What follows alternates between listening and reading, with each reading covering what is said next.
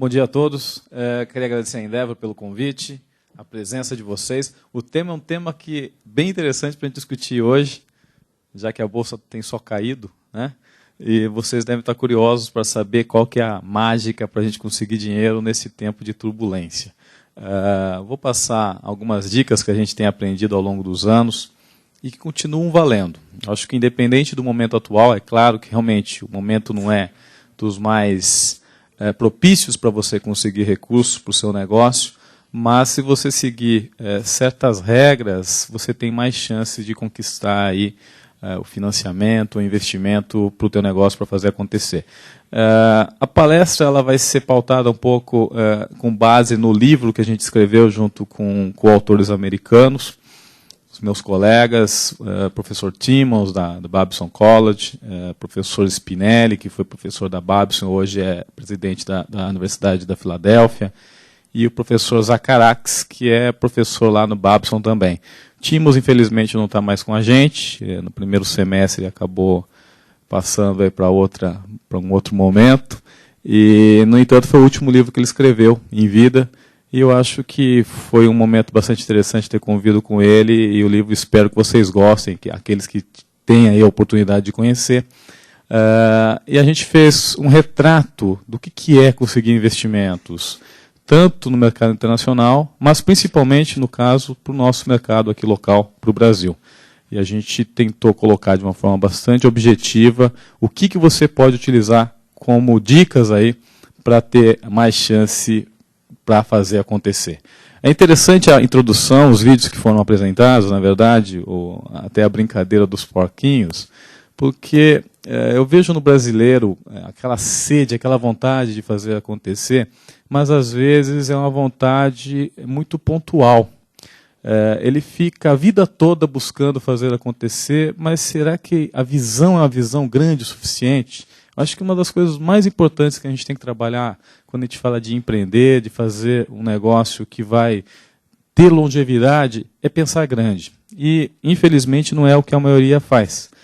Então, meu primeiro slide aqui, minha primeira apresentação, na verdade, a primeira parte da apresentação é tentar falar um pouquinho disso com vocês. Às vezes você é questionado por alguns investidores, quando você apresenta um projeto muito ousado, se aquele projeto não é megalomaníaco, se não é um projeto que não tem a mínima possibilidade de acontecer, as pessoas vão com certeza te questionar o tempo todo. Por outro lado, se você levar para um investidor um projeto simples que eu digo não é o simples em termos da ideia que está por trás do projeto, simples em termos de o quanto você quer crescer, também não vai chamar atenção. Então eu diria, já que você vai ter que sofrer, já que você vai ter que ralar muito, no português bem claro, o importante é você ralar muito e fazer acontecer ganhando muito, né? Que é a chance aí de você ficar exausto, que a gente está falando, e ganhar dinheiro. Se a gente está falando do empreendedorismo do próprio negócio para fazer acontecer, ganhando aí, na verdade, o retorno que você espera, que é o ficar rico um dia com um negócio próprio. É claro que ficar rico não é a principal ambição dos empreendedores, não é a principal motivação de um empreendedor, porém está entre as motivações. E é uma métrica importante quando você define quem é um empreendedor bem-sucedido ou aquele que ainda está tentando, né? Por que eu estou falando isso? Mais uma vez, porque com a experiência que a gente tem tido nos últimos anos de conviver com os empreendedores diariamente, assessorar o empreendedor, como professor, falando com alunos em MBAs, em cursos de graduação, quer dizer, tenho convivido com os empreendedores o tempo todo, e não só aqui no Brasil, fora do Brasil, a gente vê o brasileiro com um potencial espetacular, mas ele precisa acreditar um pouquinho mais nele. E independente do momento atual do mercado. Eu acho que o momento atual, inclusive, é o momento das grandes oportunidades aparecerem. É o momento que os empreendedores têm que se preparar para aproveitar a oportunidade. É aí que surgem grandes empreendedores. É claro que seria até leviano ficar dizendo que você tem que investir tudo agora, tem que fazer tudo de uma vez só.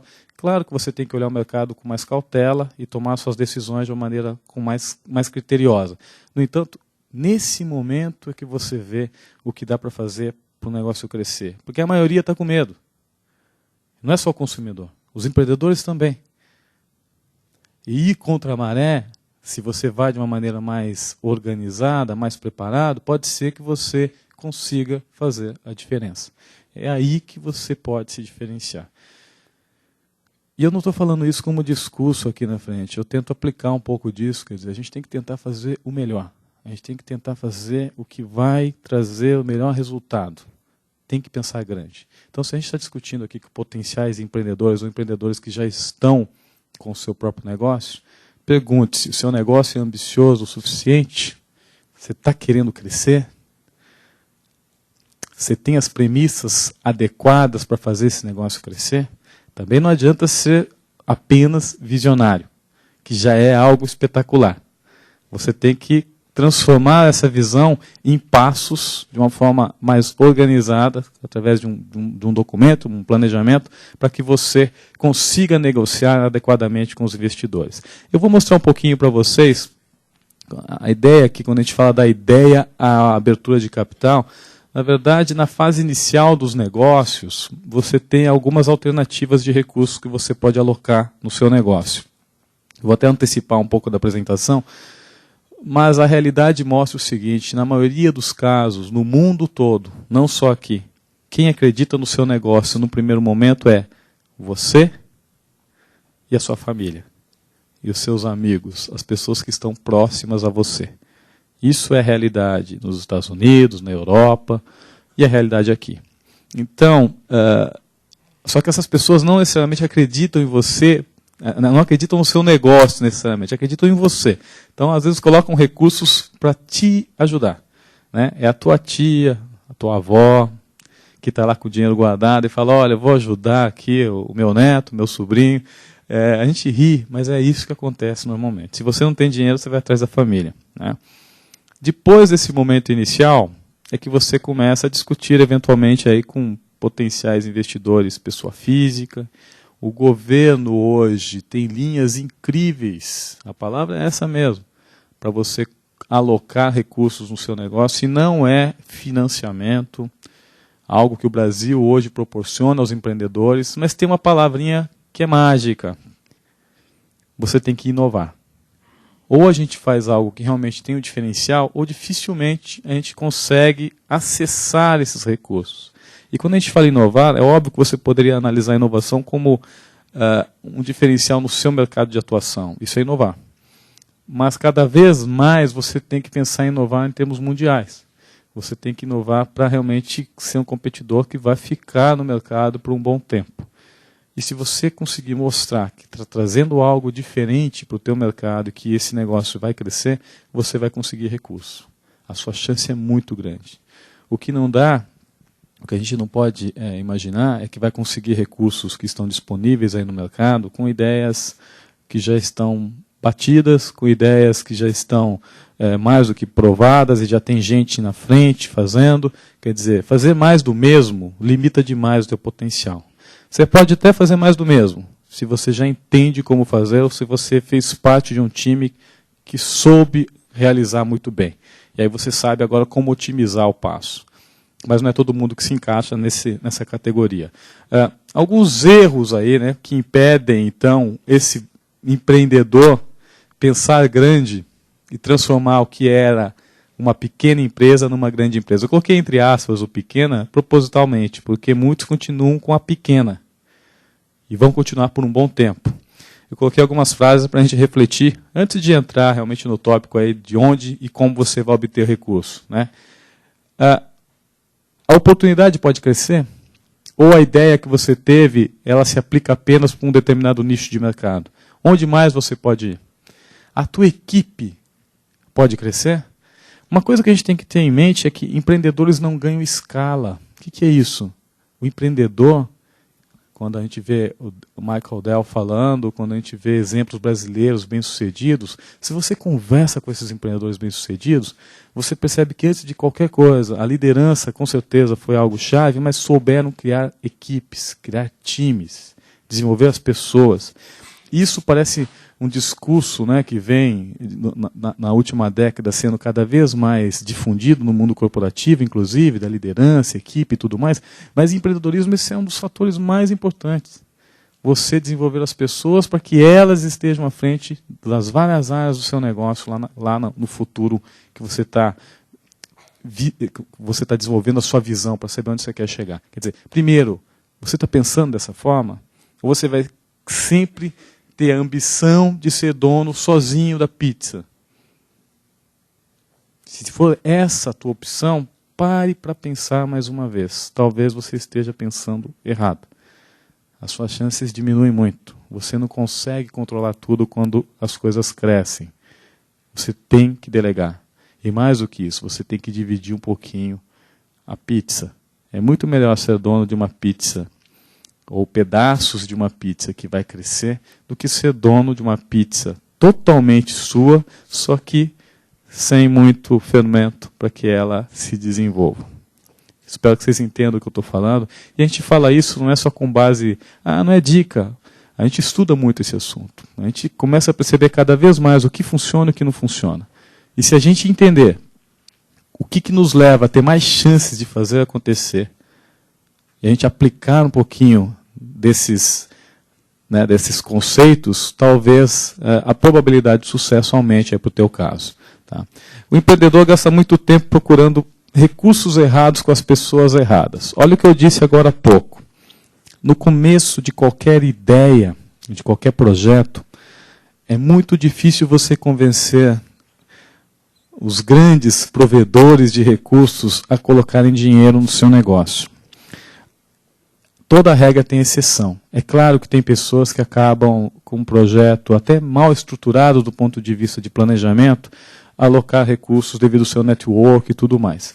Mas se esse não é o seu caso, você tem que buscar e focar os esforços no momento adequado da tua empresa com o interlocutor adequado. Senão você vai perder muito tempo e às vezes acaba desistindo porque o feedback que você tem de certos investidores é negativo.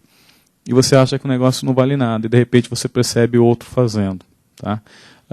Nesse momento agora, se você bater a porta de qualquer banco de investimento, é claro que ele vai falar para você, muito legal, interessante, mas nós estamos revendo as nossas estratégias para os próximos anos e chamaremos você eventualmente para uma segunda conversa, ou não. Ou não. E no Brasil a gente nunca teve tanto banco de investimento agora olhando projetos com potencial. Mas a gente tem que admitir, o momento atual não é um momento que os bancos vão abrir os seus cofres para colocar dinheiro no negócio do empreendedor. Mas tem um lugar que ainda dá. São os projetos do governo. Esses projetos estão aí. Fluxo contínuo. E a gente tem que ir atrás. Eu vou falar um pouquinho deles daqui a pouco. Mais um pouquinho aqui. O empreendedor, ele tem que fazer com que a equipe se sinta empreendedora. Mas não é só motivação. Porque motivação sozinha não leva a nada. A verdade é essa. Motivação ela termina rápido se você não tiver algo mais forte, substância, para fazer a coisa acontecer. O que é insuflar o espírito empreendedor na equipe? Tem que mostrar que o desafio vale a pena, que há recompensas quando você conquista aí os seus resultados. Você tem que compartilhar. Tem muitos empreendedores mais novos que eu digo não de idade, eles estão mais contemporâneos com a realidade do empreendedorismo, têm percebido que quando eles dividem o resultado, melhor, compartilham o resultado com a equipe, isso facilita muito o negócio crescer. O que é compartilhar com a equipe? É reconhecer apenas? É dar um prêmio? Dar um certificado? Dar uma viagem? Isso funciona, ajuda. Mas é realmente falar, vem cá, quer ser meu sócio? Participação. Você vai começar a construir um time de vencedores, pode ter certeza. E pessoas que vão estar muito, mas muito comprometidas com o seu negócio. Pense nisso. Isso também não é muito comum no Brasil.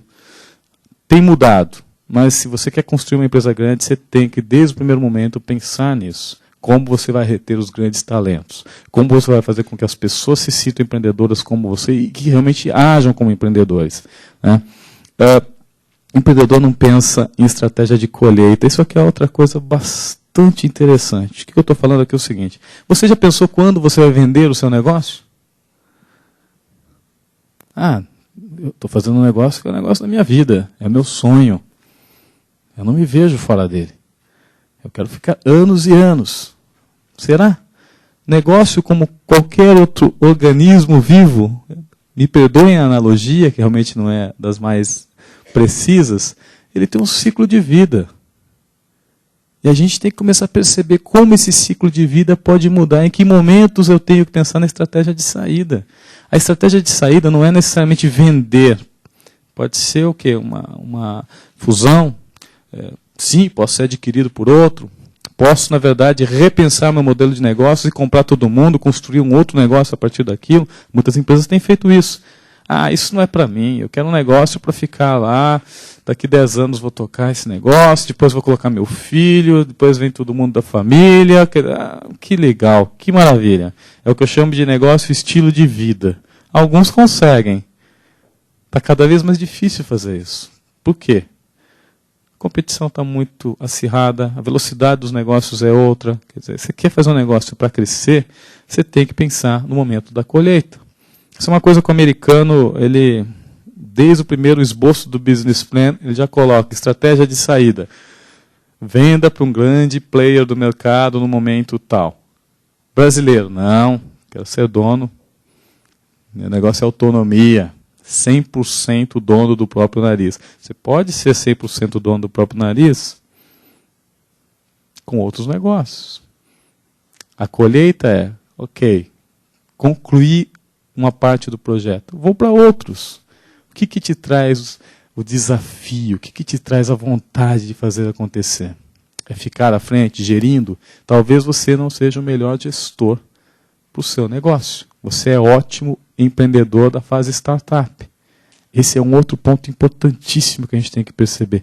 Qual é o teu perfil do ponto de vista de gestor? Quais são as suas características que realmente vão fazer a diferença? Você consegue levar esse negócio para um outro patamar e ser realmente o executivo do negócio? Ou não é melhor você atrair pessoas para fazer isso? Não tem nada de errado de falar nisso, não tem nada de errado de expor isso a eventuais investidores. Aliás, você vai estar mostrando um conhecimento do mundo dos negócios. E é assim que funciona. Algumas realidades, né? Antes de falar aqui de erros, vamos falar um pouquinho de realidades, para deixar a gente um pouco mais a par do que acontece.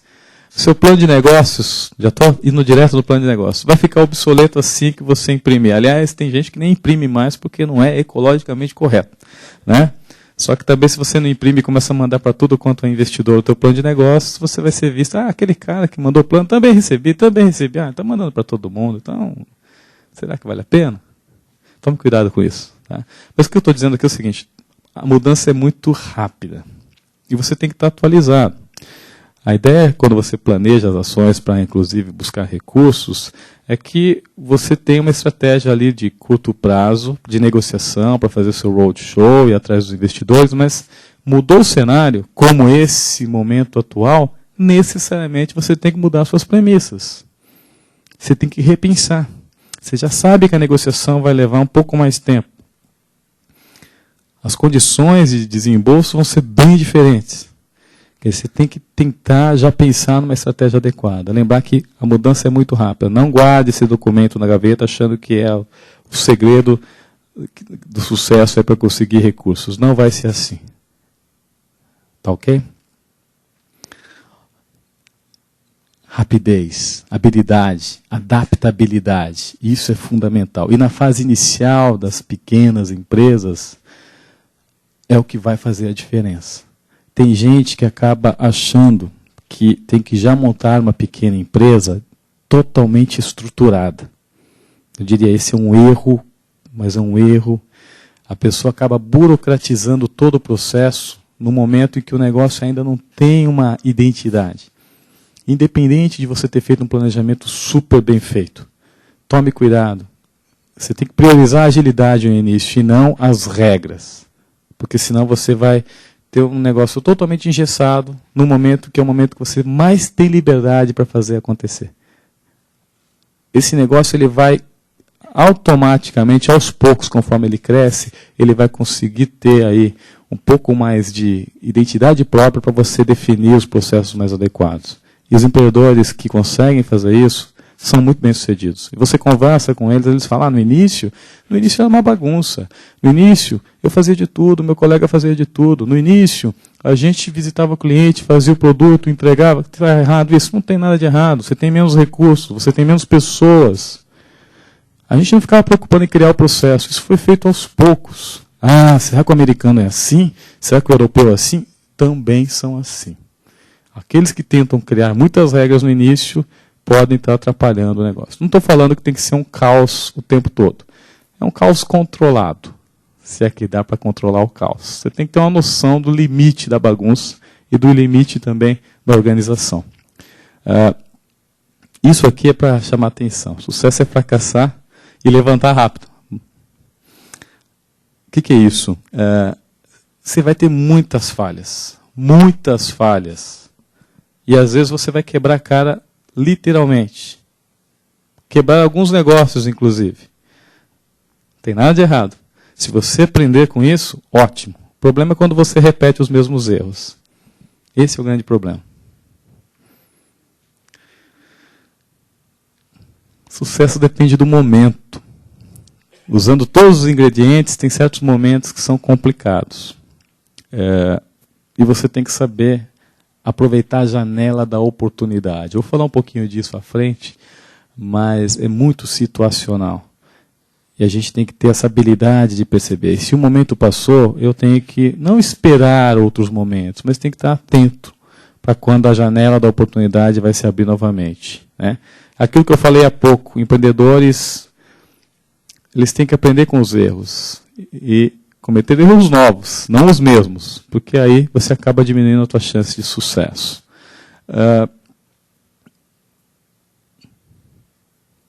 Para fechar aqui a parte de dicas finais, antes de falar de dinheiro, pense nisso. Eu vou falar isso em alguns momentos aqui da minha apresentação. Quem está com você? Qual é a tua equipe? Quem você está desenvolvendo para estar contigo ali, liderando o processo do teu lado?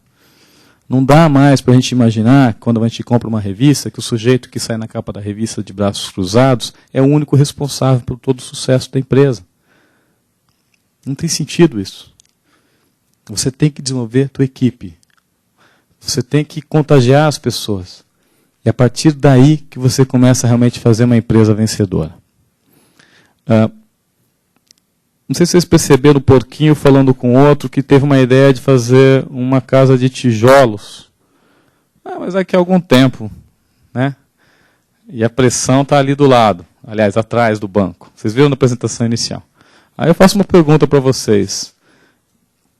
A gente consegue investimento para ideias? Todo mundo tem ideias. Será que a gente consegue que as ideias recebam dinheiro? A gente consegue convencer pessoas apenas com ideias? O que vocês acham? Sim ou não? Tem muita gente que já conseguiu. Mas qual que é a regra? O que vocês acham? Sabe como que você responde essa pergunta? Entendendo qual a diferença de ideia para oportunidade. Alguém aqui sabe qual a diferença de ideia para oportunidade? Quem souber vai ganhar um brinde. Oi? Oportunidade ocasional. Ideia pode ser definitiva. Alguém mais? A ideia é sua, a oportunidade está fora. É quase isso, hein?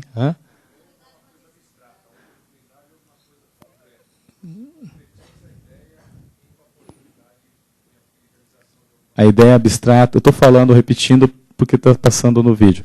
A ideia abstrata, a oportunidade é mais concreta. A oportunidade é uma necessidade. Ela, às vezes é decorrente de uma necessidade, não tenha dúvida. Quem mais? Mais ninguém? Mais um aqui.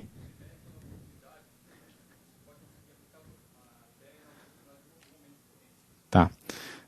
Olha só que eu coloquei algumas perguntinhas aqui. Onde nascem as oportunidades? Mudanças de tecnologia, mercado, sociedade. Os gigantes começam a perceber os pequenos percebem que os gigantes são arrogantes e aproveitam certas brechas, não é isso? Momento atual, exuberância irracional, totalmente irracional o que está acontecendo, ali surgem oportunidades. Sabe qual é a diferença de um para o outro? Ideia é algo livre. Quando nós temos ideias, a gente não está comprometido com nada. Tanto que muitos artistas, muitos cientistas, as pessoas quando têm ideias não estão preocupadas se aquilo vai ter uma aplicação ou não. Vem muito do ato da criatividade, que às vezes se confunde, o empreendedor tem que ser criativo. Eu não diria que o empreendedor tem que ser criativo. Mais que criativo, o empreendedor tem que ser curioso. São coisas distintas. A criatividade pode ser de outros colegas, mas você percebe a partir de ideias como você cria algo que vai ter uma aplicabilidade prática no mercado. A oportunidade tem que ter uma aplicação, tem que ter o onde e o como, o potencial de trazer retorno. Por isso que muitos projetos, às vezes, que são baseados em ideias, simplesmente são mal avaliados, porque ou as pessoas não entenderam a sua ideia, ou só você acredita que a tua ideia é maravilhosa, o que é normal, né? Os empreendedores geralmente acreditam muito nas suas ideias. Aí você faz uma, duas perguntas para o empreendedor, ele fica totalmente sem respostas, porque ele não pensou. Primeira coisa, você tem que validar a ideia para saber se ela é uma oportunidade. Como? Testando para saber se tem mercado, se tem potencial de ganhar dinheiro nesse mercado, e quem já está fazendo algo similar. Eu estou meio que fazendo uma pré-análise do mercado para saber se eu tenho ou não oportunidade. E aí eu começo a perceber que nem todas as ideias são oportunidades. O que eu faço? Porque, olha, pensa bem, se a pessoa é muito criativa, ou se a pessoa tem muitas ideias, o que a gente aconselha geralmente, ou deveria aconselhar, seria, puxa, agora você tem que planejar isso para ter um business plan para apresentar, para conseguir recursos. O sujeito só vai ficar fazendo business plan na vida, para cada ideia. Está perdido. Primeiro você tem que fazer um filtro. Quais das ideias são oportunidades? Dessas, com quais eu tenho uma empatia maior, que eu acho que eu me identifico. O que eu quero levar à frente? Aí que eu vou para o business plan. Isso tudo que eu estou falando só não funciona em casos raros, que são aquelas ideias em que ninguém acreditava no ser um empreendedor, e ele mesmo assim foi em frente. Ele passou por tudo quanto é investidor que falou, essa tua ideia é maluca. Nem existe mercado para isso. Mas ele cria novos mercados. Esse é um momento raro. É um momento que poucos fazem. Porém, quando conseguem acertar, não há nenhuma regra de administração, de empreendedorismo que vai falar, você seguiu tudo isso e deu certo. Eu estou colocando aqui o que a gente pode fazer na média para ter muito mais chance de sucesso. Agora, se você realmente é o visionário que descobriu a pólvora novamente, né, e vai fazer disso um mercado totalmente novo, e não tem nada de errado nisso, acho que isso é espetacular, talvez os preceitos aqui que a gente está discutindo não se apliquem. É o dilema da inovação. Quando que a gente não deve ouvir o cliente atual? Quando que a gente não deve ouvir o mercado atual? Que ele não está nem um pouco preparado para saber se o que você está fazendo vai ser útil ou não. Só depois que todo mundo começar a utilizar, que talvez alguns comecem a comprar o seu produto ou serviço. Pense nisso. Agora você tem que ter um pouquinho de bom senso para saber se você está dentro desse pequeno grupo, um grupo seleto, dos grandes inovadores, ou se você está dentro de um outro grupo que não é de grande inovador, mas é grande empreendedor. Você pode ganhar muito dinheiro fazendo bons negócios em mercados que têm ótimas oportunidades, sem ser o maior inovador tecnológico da história. Só tem que descobrir o que você tem em mãos e o que você pode fazer. Onde nascem as oportunidades? É nisso, na observação. Você tem que prestar atenção o que você pode fazer. A curiosidade que vai te permitir identificar grandes oportunidades de negócio. Imagino que todos vocês aqui estejam pensando em algumas ideias que já tiveram, ou alguns já estão com projetos num estágio bem adiantado, alguns já são empresários. E o que vocês vão fazer para conseguir dinheiro? Ele fica falando lá e não mostra onde está o dinheiro. Eu vou mostrar já onde está o dinheiro. Pessoal, a oportunidade, como eu disse, ela tem um momento, ela tem uma janela que se abre e você tem que aproveitar essa janela da oportunidade. A gente tem um momento agora, né, que o mercado, às vezes, para alguns negócios é um mercado considerável, mas talvez a janela esteja se fechando para quem está precisando de muito dinheiro. A gente não sabe por quanto tempo isso vai se manter. Esse é o grande problema. Para quem está na fase inicial, eu não vejo tanta dificuldade, é a mesma dificuldade que havia há 6 meses, há 1 ano. Para quem está nessa fase intermediária, realmente a situação não tem muita resposta simples para se dar. Você tem que ter fôlego para aguentar. E se não tiver, você já tem que pensar no plano B. Né? Vamos nos juntar, vamos pensar em como que a gente consegue levar esse negócio para um outro patamar. Todo mundo está nesse compasso de espera. Os bancos de investimento estão pensando da mesma forma. Sempre, então, o que você não pode esquecer para estruturar melhor os seus projetos? Respostas que você tem que buscar e que tem que apresentar para os seus interlocutores. Qual é a oportunidade? O que está acontecendo com a oportunidade? Onde ela está? Como você vai desenvolver essa oportunidade? Pessoas, que eu já falei algumas vezes aqui. Quais são as pessoas que vão fazer acontecer? Como você vai desenvolver esse negócio com essas pessoas? A última coisa que você tem que pensar é recursos. Mas, óbvio, sem recursos você não faz. Sem recursos você não consegue fazer acontecer. Porém, é a última coisa. Primeiro, oportunidade de pessoas, ou pessoas e oportunidade, depois recursos. Se eu tenho as duas iniciais bem claras, eu vou ter muito mais chance de capitalizar o meu negócio. Uma verdade para vocês aqui, que é trazendo uma informação em números do que eu já adiantei no início da minha apresentação. No início, pessoal, no início, quem coloca dinheiro no teu negócio é você e a sua família. Preste atenção aqui. Americanos, 61% investiu menos de 50 mil, e a grande maioria, 80%, o recurso veio de onde? Do próprio bolso.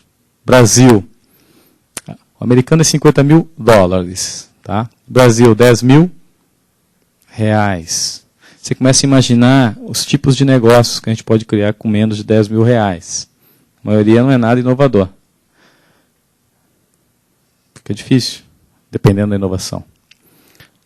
90% o dinheiro veio dele ou das economias da família. Essa é uma realidade antes do problema atual da Bolsa. A Bolsa é um detalhe hoje, né, do mercado como um todo, mercado financeiro. Se já era assim, o que vocês acham que vai acontecer daqui para frente? Vai melhorar? É falta de dinheiro que é assim? Não é falta de dinheiro. É a realidade dos negócios na fase inicial. Na fase inicial, os negócios têm um comportamento de risco muito alto e é natural que os investidores acabam o quê? Evitando colocar ou comprometer recursos em negócios nesse momento. Você deve estar se pensando, poxa vida, então eu vou ter que ir lá falar com aquele tio que eu não falava há 5 anos. Vou ter que bater um papo com ele, ver o que acontece. Pode ser um caminho, mas você tem cada vez mais alternativas que infelizmente não são de curto prazo, e eu vou falar daqui a pouco, que te auxiliam também quando você vai atrás de um sócio diferente, que é o sócio governo. Tá? O que você tem que prestar atenção é nesse gráfico aqui. É um gráfico que a gente chama da exposição do caixa, que é bastante interessante. Desde o início do teu projeto e durante algum tempo, isso aqui é uma média da pesquisa que a gente fez com mais de 150 empresas, e mostrando mais ou menos quando que o negócio começa a ir para o ponto de equilíbrio e depois para o quê? Recuperar aquele investimento inicial. No momento inicial, nos primeiros meses, você vai ter, infelizmente, muitas perdas. Você vai estar entrando no negócio no momento agora, você tem que pensar o seguinte, não é só o investimento inicial que você precisa. Você precisa de investimento para o momento zero e você precisa o quê? Fôlego para aguentar todo esse momento aqui de vacas magras. Mas o meu negócio vai crescer linearmente, espetacular. Mês 1, 10 de vendas, mês 2, 20, 30, 40, 50. Muitos planos de negócio são assim, lindos, porque o Excel aceita tudo. Não é verdade? Ainda quando você arrasta a célula, então é um espetáculo, não é? Daí você fala, uau, esse negócio é incrível, estou vendo que eu vou ficar rico muito rápido. Toma cuidado com isso. O início não é bem assim.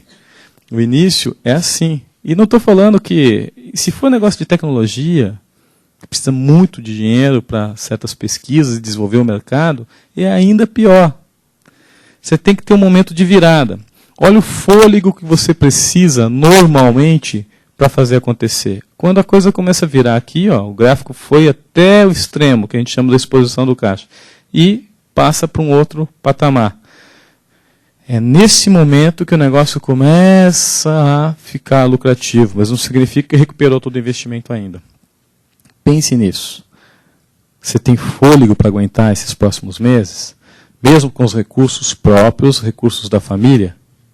Você tem que fazer esse planejamento. Porque se você conseguir passar dessa fase, aí você vai estar mais preparado. Só que quando você perceber que a tendência é de passar da fase, é ali que você tem que começar a negociar com outros investidores. Não deixa para buscar dinheiro quando você mais precisa, que aí você dificilmente vai conseguir, e se conseguir, a negociação não vai ser a mais adequada.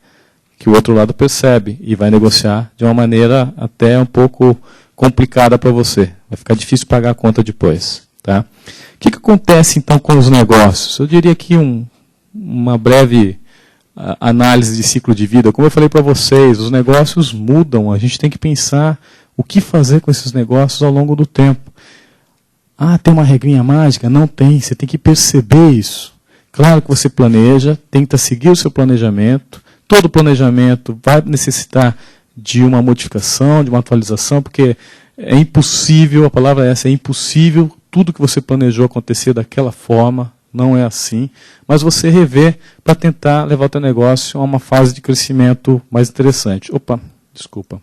No início, o que acontece? É o que a gente chama da maravilha. Por que maravilha? Você está super motivado, tudo é maravilhoso, você tem o melhor negócio do mundo, e o negócio às vezes começa a crescer bem, maravilha, ótimo, interessante. Né? Depois da maravilha, vem uma fase de instabilidade, porque você fica naquele momento crítico lá do fundo da exposição do caixa. Tem alguns que não conseguem sair dali e já quebram nos primeiros anos, os primeiros 2, 3 anos. Quem consegue passar desse momento entra numa outra fase. Alguns entram nessa fase e ficam nessa fase por um bom tempo. Né? Ou não, ou vão para a fase que a gente chama ali de explosão e depois você entra numa maturação do negócio. E ali continua. Ou você passa por uma renovação, ou o negócio vai entrar em decadência. Para cada uma dessas fases, você tem alternativas de aporte de recursos. É mais ou menos isso quando a gente fala da ideia do IPO. Né? Eu imagino que muitos estão curiosos para a fase inicial e a fase startup, ali, a intermediária. Né? Falar de IPO hoje, eu acho que é chover no molhado. Quer dizer, a gente sabe que dificilmente quem estava com o IPO preparado, ou pelo menos para fazer realmente a abertura do capital, vai ter que repensar. Dá para ver como estão as ações. Né? Quem tem perfil de risco deve estar feliz, porque está comprando boas pechinchas todos os dias. Só que tem que ter horizonte de longo prazo, não é isso? Ou realizando, é verdade. Aí já é aquele que também está falando o seguinte, eu não quero mais risco, eu quero realizar isso aqui. Ou realizar, na semana passada teve um momento interessante da Bolsa. Caiu, depois subiu, não é isso? Alguns realizaram ali, inclusive, ganharam um bom dinheiro. O fato é, o momento é de instabilidade. Eu não vou falar de IPO, vou falar da parte inicial aqui. Tá?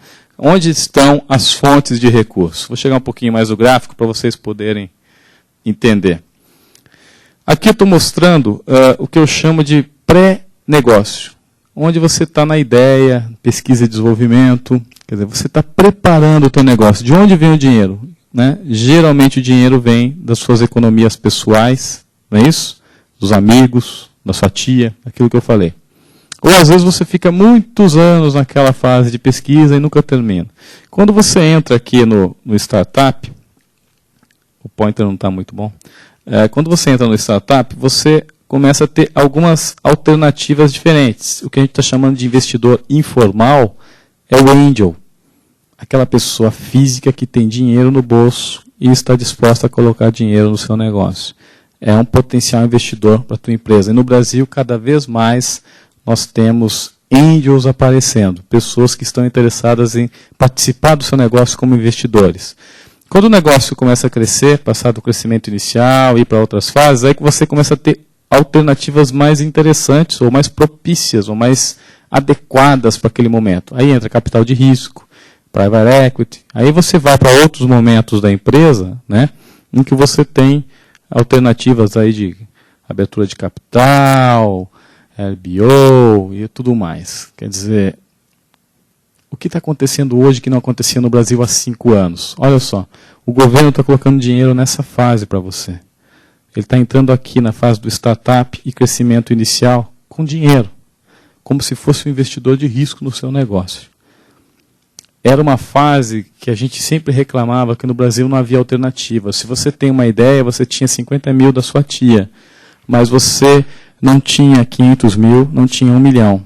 Depois você ia para um banco de investimento que falava a partir de 3, 4, 5 milhões.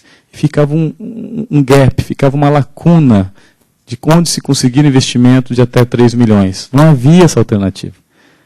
Então, o que está acontecendo é que você tem hoje, de agências governamentais, recursos para projetos inovadores que alocam 500 mil, 1 milhão, ou até mais, em negócios em fase bem startup, às vezes até embrionária, que auxiliam esses negócios no desenvolvimento inicial.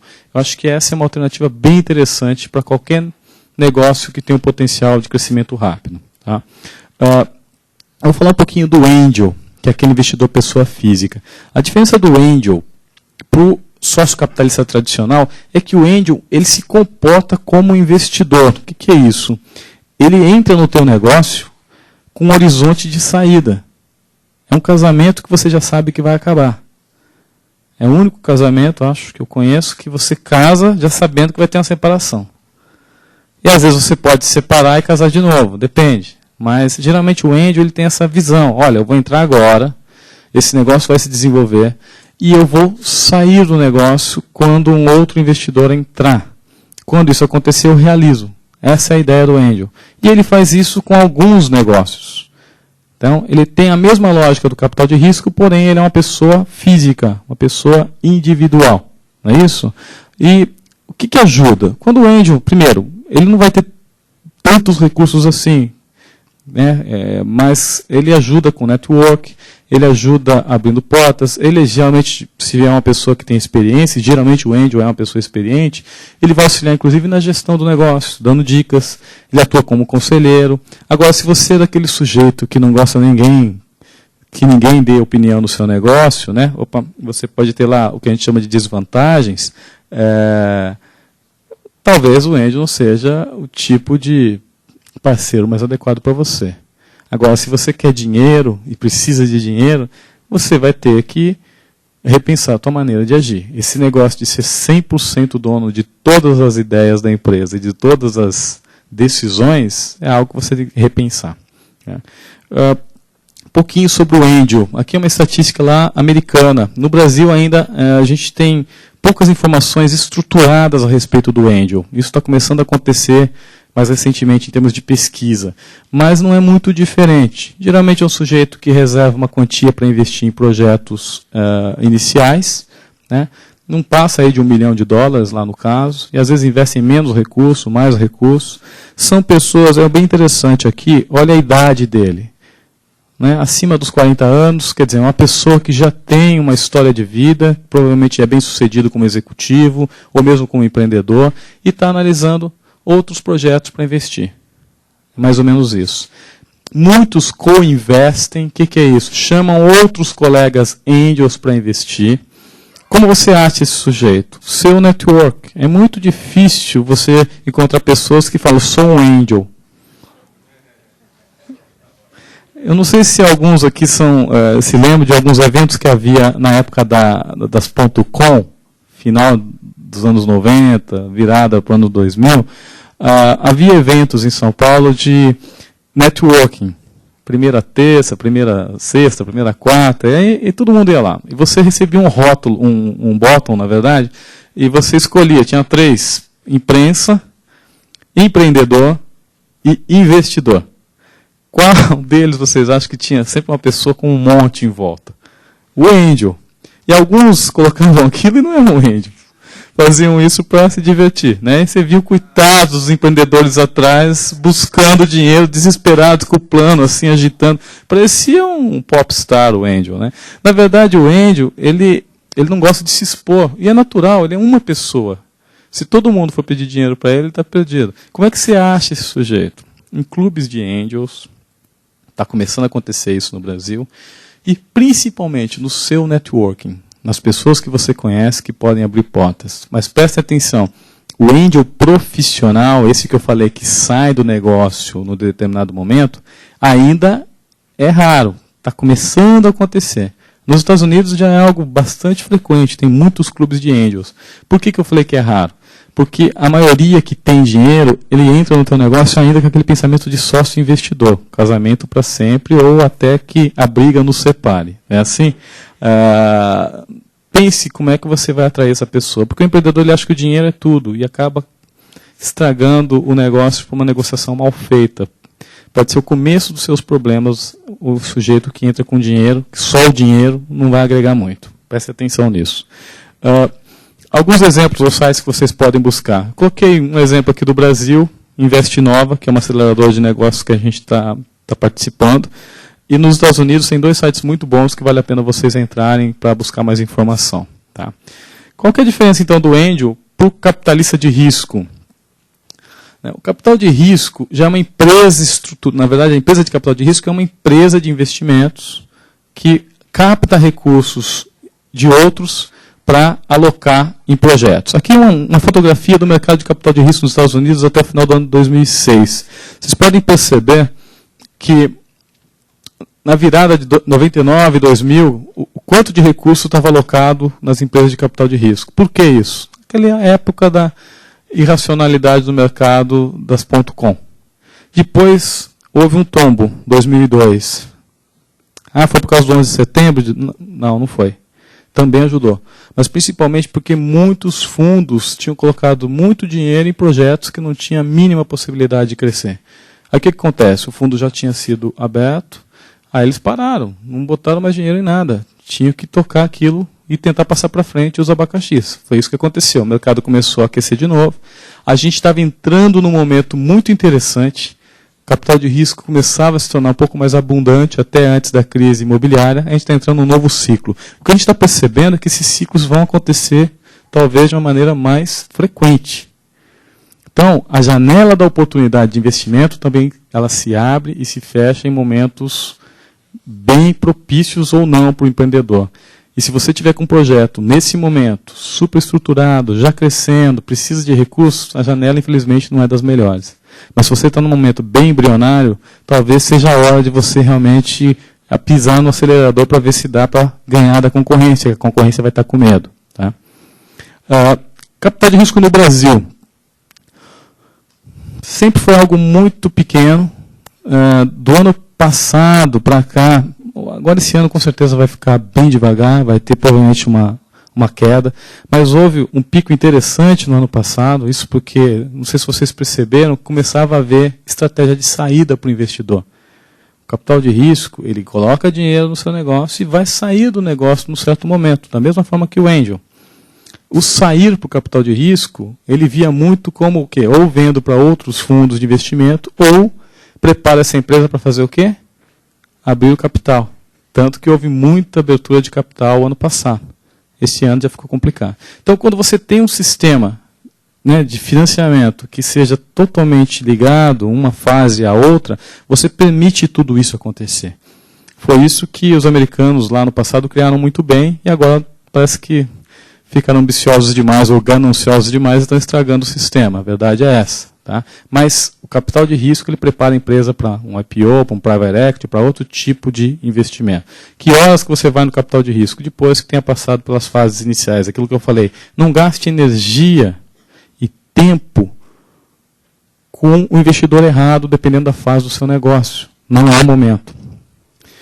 Aqui um pouquinho mais de informação sobre o mercado capital de risco no Brasil, aquilo que a gente falou, quer dizer, acabou sendo uma base para muitas empresas abrirem capital, isso só tende a aumentar, apesar do momento atual, isso tende a aumentar no longo prazo. Onde você encontra? Acho que no site da Endeavor, no site da Endeavor você tem uma lista dos principais fundos que atuam no Brasil, e Se você quer informação nos Estados Unidos, eu cito alguns ali. Para resumir a diferença de um para outro, quer dizer, acho que esse gráfico talvez coloque a síntese. O Angel fala diretamente com o empreendedor. Capital de risco, capta recursos no mercado e coloca dinheiro nos projetos empreendedores. Ambos têm uma maneira de atuar muito parecida. Investem em vários projetos. Quando um projeto, 2 projetos dão certo, eles ganham bastante dinheiro. Sabendo que há muito risco. Né? Do Angel tem um determinado risco, do capital de risco também tem um determinado risco. Por isso que a gente chama de capital de risco. Né? Muitos vão deixar de acontecer. O dinheiro vai evaporar. Você vai perder dinheiro. Tá ok? Mas quando acerta, você pode ganhar muito dinheiro. O que esses caras querem quando você vai negociar com eles? Um retorno altíssimo. Aquilo que eu falei, você pensa grande o suficiente, o teu projeto é um projeto ambicioso, é um projeto de crescer, porque se você vai atrás do Angel falando, vou trazer um retorno de 10, 15, 20, 25% ao ano, porque já é um negócio espetacular, ele vai falar para você, é muito pouco, eu quero um pouquinho mais. Eu quero um post-money evaluation muito maior. O que é post-money evaluation? O valor do negócio após o aporte, e depois, em um determinado momento, ele quer que isso se multiplique. Para ter o post-money evaluation, você tem que ter o pre-money evaluation, que é o valuation que você está definindo no teu business plan, com base nas suas premissas, com base nas suas análises, e que pode ou não ser aceito aí pelo teu interlocutor, pelo teu investidor em potencial. Tá? Você tem que, geralmente, pensar que você vai diluir o teu capital, a última linha está falando isso. O que é? Você tinha 100% da empresa, primeiro aporte de capital, você já vai perder aí uns 30, 40, entre aspas. Você vai, na verdade, usar aquilo como moeda, que você está trocando com o outro lado, né? 30, 40%, estou colocando isso, não é regra, mas mais ou menos. Aí você, com certeza, vai ter um outro aporte num determinado momento, porque o capitalista entrou, ele vai sair, correto? Quando ele sai, alguém vai estar comprando. Quando compra, vai diluir de novo a tua participação. Às vezes você tem empresas que são bilionárias, o empreendedor inicial é dono de 5%, 3%, 10%, e não tem mais nem o controle da empresa. Mas ele realizou. Está cheio de dinheiro no bolso. Ou não, se ele não soube negociar, ele não vai ganhar nada. Tem alguns que vão diluindo, chega ao final, no IPO não tem mais nada. Tá? E aí? Quer encarar esse jogo? Quer realmente fazer parte desse tipo de negociação? Você tem que ter isso como premissa. Agora, os empreendedores que pensam grande, eles falam o seguinte, realizei, vou para a próxima. Quando ele sai, o 1, 2%, 3% de 1 bilhão, o que é? Alguns milhõezinhos, não é isso? É isso que você tem que pensar. Se você não pensar dessa forma, não vá atrás de capital de risco, que não vai ser o melhor interlocutor para você. Você tem que diluir, não tem jeito. E vai diluir mais de uma vez. Perder o controle, nem pensar? Ou você é um ótimo negociador e consegue convencer o outro lado que além de colocar dinheiro, dilui pouco e você continua no controle, ou dificilmente você vai escapar dessa alternativa. Tá ok? Você tem casos de empresas, claro que você pode falar, mas pega as empresas americanas, aí, as mais famosas de tecnologia. Pode pegar qualquer empresa de tecnologia que seja uma grande empresa hoje. Em algum momento ela recebeu aporte de capital de risco e diluiu. Tem empreendedores que conseguiram ficar com uma boa participação. Pega esses meninos que estão fazendo hoje maior sucesso, criaram uma empresa há 10 anos. Nem preciso falar qual é. Que foi, aliás, tema de palestra aqui na Endeavor recente. Os donos iniciais têm uma participação pequena. Mas essa participação pequena vale muito. Tá? E você tem outros casos. Tá ok? Preciso falar quem é, né? Pessoal, o que você não pode esquecer na venda, na hora do seu discurso, na hora de fazer o elevator pitch, lá para o teu investidor em potencial. Algumas dicas aqui que não podem faltar. Você tem uma oportunidade realmente ou está no mundo das ideias? Por que você tem a grande oportunidade? Por que esse mercado que você está começando, esse nicho, é um mercado que vale a pena para depois você expandir para outros mercados? Pense nisso. Começa com um nicho, depois você expande. Né? Quem são as pessoas que estão com você? Por que elas fazem a diferença? Qual é realmente o ponto forte dessas pessoas? Agora, qual é o diferencial do seu negócio? Legal, você mostrou para mim aqui, você mostrou uma oportunidade espetacular, um mercado incrível, você tem uma equipe espetacular também. Agora, o que vocês têm para entregar? O que é esse negócio? É incrível, eu recebo semanalmente vários planos para analisar. Vários planos. E às vezes você lê a primeira página, eu já não consigo ler a segunda, porque a primeira página ele fala e não fala nada. Tem que saber colocar isso de uma forma mais estruturada. E quando o sujeito faz a apresentação, se ele é muito prolixo, pior ainda. Você fala, qual é o teu produto? Qual é o teu serviço? O que você vai fazer de diferente? Tem que ser objetivo nesse momento. O que se busca? O que você está buscando? O que, quanto, quando? Tem que colocar o que você está pedindo. Qual é o retorno potencial desse negócio lá para o investidor e a tua contrapartida para ele? O que é isso? O que você vai oferecer em troca daquele investimento? Acho que esse é um dos principais problemas dos empreendedores. Determinar o valor potencial daquele negócio, o quanto realmente ele precisa, em que momento ele precisa daquele recurso e como ele vai fazer para negociar com o investidor. Alguns chegam, vamos dar 50%. Será que é isso? Nem sempre. 50% é aquela receitinha do passado. Você pode estar entregando o teu negócio de bandeja. Ou não. Você tem que fazer uma análise bem criteriosa para saber qual é o valor do negócio, qual é a necessidade de recurso. E aí você oferece algo para o investidor. Se o investidor se interessou, ele vai negociar. E aí participa da negociação e você vai fechar um determinado acordo. Mas você tem que ter as premissas claras. Mais importante, como que esse sujeito vai sair do teu negócio? Você tem que mostrar para ele já no início. Deixar claro o que você pretende para ele sair do negócio. Uma das coisas bem interessantes, recompra da participação dele no outro momento. Se o negócio crescer do jeito que você falou, você acredita no negócio, você pode ir lá e recomprar de novo. E já acerta agora com ele o valor dessa ação lá do futuro. Mostra que você está afim.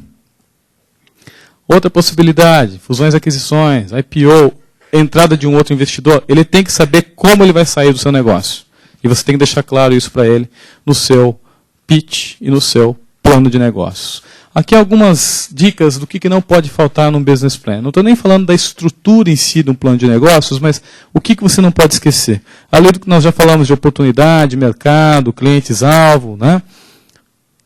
Por que você tem capacidade para fazer esse negócio ser bem gerenciado? O que você precisa de recursos? O que você precisa de recursos financeiros? Em quais momentos esse recurso ou esses recursos vão entrar? Né? Tua estratégia, como é que você vai começar? Aí é que entra a arte de empreender. Não tem curso de administração, MBA, livro que vai te ensinar. Me fala a sua estratégia, com base em que você vai fazer esse negócio acontecer. Olha, eu vou começar aqui na cidade de São Paulo, a gente vai ter representantes, já temos 10 fechados, aqui tem um grande player que virou parceiro nosso, vamos fazer isso durante 6 meses, depois vamos expandir para o Rio de Janeiro, em 3 anos a gente vai ter 4 filiais, assim, como? Com base no nosso conhecimento, na nossa experiência, quer dizer, você tem que mostrar o que você está oferecendo, não pode ficar aquela coisa jogada, e vai acontecer. Estratégia, caminhos, como você vai fazer para atingir os seus objetivos. Mais importante, talvez premissas de baixo para cima e não premissas de cima para baixo. Vou explicar as duas. De baixo para cima, quanto que eu posso vender? Um vendedor visita 3 clientes em São Paulo por dia, na melhor das hipóteses. Eu tenho uma premissa que em uma semana, se ele visitar toda semana clientes, ele vai fazer 15 visitas. Das 15 visitas, vou gerar 50% de leads, talvez, de prospect, não sei. De propostas, 5, de 15. Aí você começa a fazer com base em quê? Com base em premissas do passado, com base em premissas de outros negócios. Começa a construir um modelinho. Olha, potencial de receita com essa estrutura é X. Se nós contratarmos mais, por isso estou pedindo dinheiro, é Y. Erro é, o mercado é de 1 bilhão. Nosso objetivo é pegar 1% do mercado. O meu também. Como? Não, nosso objetivo é 1% do mercado. Mercado de 1 bilhão, o mercado é grande. Uma vez eu assisti uma palestra de um empreendedor bem-sucedido americano, da família Rockefeller, e veio um empreendedor jovem falar para ele, olha, esse mercado é espetacular, Nova York, 600 milhões de dólares ano. Todo mercado é grande, meu filho. O problema é como ganhar dinheiro neles. Essa é a resposta. Você que tem que falar o como. Esse papo que o mercado é espetacular, o investidor também sabe. Qual o caminho que você vai trilhar no mercado para pegar uma boa fatia desse mercado espetacular. Tá ok? Que é o que eu estou falando das premissas. Quer dizer, o que você está usando como base para chegar lá? Riscos. Ah, não tem risco. Não fala essa besteira. Sempre há riscos. Sempre haverá. O que tem que acontecer é o seguinte, você tem que mostrar que conhece os riscos. Isso é que é importante. Você sabe quais são. E, caso eles aconteçam, você tem que ter alternativas. E, às vezes, a alternativa é fechar a empresa. O que não pode é, o risco é muito grande, eu não vou falar. Não, aí mostra uma imaturidade, falta de conhecimento, que o outro lado sabe qual é o risco. Opções de colheita, ou seja, resultados, opções de colheita é quando é que todo mundo vai encher o bolso de dinheiro. Inclusive você. Não ligo para isso, não estou buscando. Claro que liga e tem que ligar, tem que mostrar que você quer ganhar dinheiro sim. Eu não botaria dinheiro num cara que não quer ganhar dinheiro. Eu investi em alguns negócios nos últimos tempos, e uma das perguntas que eu fazia era essa. E aí, vocês querem ganhar dinheiro? Quando parava para pensar, falava, não quer. Não está preocupado. Não, eu quero realizar meu sonho. Ótimo, eu também quero realizar o sonho. Mas vamos ganhar dinheiro junto. É assim que você tem que pensar. Não tem que ter vergonha de falar isso. Tá ok? E um cronograma com as principais ações. Claro que você tem várias maneiras de estruturar isso em termos de um plano de negócios. Depois eu vou indicar alguns sites para vocês buscarem mais informação. Perguntas que você pode fazer depois de uma apresentação para o capitalista. Não tenha vergonha de fazer essas perguntas. Eu vou mostrar algumas aqui. Tá? Você acredita no nosso plano e que ele realmente possa fazer a nossa empresa progredir? Aí é a hora de você sentir o outro lado, se ele está só te testando, se realmente ele se interessou. E se você perceber que a resposta é uma resposta, geralmente vai ser uma resposta sem um sim ou não. Ele vai, acho que sim, com certeza, mas se você perceber que ele gostou, aí é a deixa para pensar na negociação. Tá? Diga-nos o que acha da nossa estratégia, como a gente pode enfrentar o concorrente, plano de ação, né? O que a gente esqueceu. Aí você vai perceber se ele fez a lição de casa dele. Que tem investidor que não faz a lição de casa, só te recebe. Ele mal leu teu sumário executivo. E aí você está explicando para ele o que mercado você quer entrar. Se não fez o NDA, você pode estar correndo um risco. O NDA é um acordo de confidencialidade. Tá? Existe algum concorrente que a gente não percebeu? Você acha que a gente está vulnerável? Como que a gente deve concorrer? Quer dizer, começa a sentir do outro lado. O investidor não é só dono do dinheiro. Você quer que ele agregue também na gestão. E se ele não souber te dar certas respostas, significa que talvez você vai ter que ensinar tanto o outro lado e convencer nas reuniões que você tem que repensar. Vale a pena? Será que não vale a pena ir para outro tipo de investidor? Tá ok? Como você mudaria nosso modo, como a gente está pensando em fazer a empresa crescer? Né? O que a gente está planejando para aproveitar as oportunidades maiores? Quero saber se ele está olhando lá na frente, junto comigo. Olha só, a maioria vai atrás do dinheiro pelo dinheiro, você não pode fazer isso. E quando você faz essas perguntas, você vai estar fazendo uma outra coisa com o investidor, mostrando que você quer que ele agregue valor no seu negócio, não só traga dinheiro. Tá? Nossa equipe é forte o suficiente? O que você acha? Você mudaria alguma coisa? Agora é a hora para saber se ele está a fim de arrancar você da presidência da empresa. E muitos vão fazer isso. Um que ele vai tirar logo de início é o financeiro. Porque o financeiro é aquele teu amigo que virou administrativo financeiro porque você não tinha muito o que fazer com ele na empresa, botou no administrativo financeiro. E o que muitos fazem isso, que é uma pena, que é uma área crítica do negócio. Ele não é de produto, não é de tecnologia, eu sou de pessoas, gerencio. Você vai ser administrativo financeiro. E fica lá anos. Aí você fala, como é que está o fluxo de caixa? Está no Excel mais ou menos. Né? O contador é o responsável pelo caixa da empresa. Tudo errado. Não é verdade? E o investidor fala, olha, esse cara aqui vai virar conselheiro da empresa, só acionista. Você vai ter 6 meses para mostrar que você realmente vai fazer. Eu estou falando isso, é que isso geralmente acontece. Mas a gente tem exemplos muito legais, inclusive no Brasil, de empresas que receberam aporte de capital, pessoas jovens e que estão à frente do negócio até hoje, passando por várias rodadas de investimento. Tem um exemplo que eu gosto muito de citar, que é do Buscapé. Alguns vocês com certeza conhecem. O Romero, que é um menino que tem 30 anos. Posso chamar de menino, porque eu tenho um pouquinho mais. Ele criou com outros colegas esse negócio, já recebeu vários aportes de capital e ele continua à frente do negócio. Isso é legal. Isso mostra um outro tipo de empreendedor e a maneira de negociar de uma forma diferente com investidores. E a gente tem que aprender com isso. A gente tem um case do Buscapé num dos livros, depois eu mostro para vocês. Dê uma ideia. Isso aqui é uma boa pergunta que você pode fazer para o investidor, aquela última lá embaixo. Quanto mais ou menos, se você investisse 10, né, quanto mais ou menos, né, a gente teria que dar em contrapartida para você do negócio? Está sentindo dele quanto ele acha que é o valuation do seu negócio? Você só faz essa pergunta se você não colocou valor do negócio no seu business plan. Aliás, essa é uma boa estratégia. Você mostra tudo, mostra o crescimento, receita, caixa, e ele vai te perguntar. Ele vai te perguntar.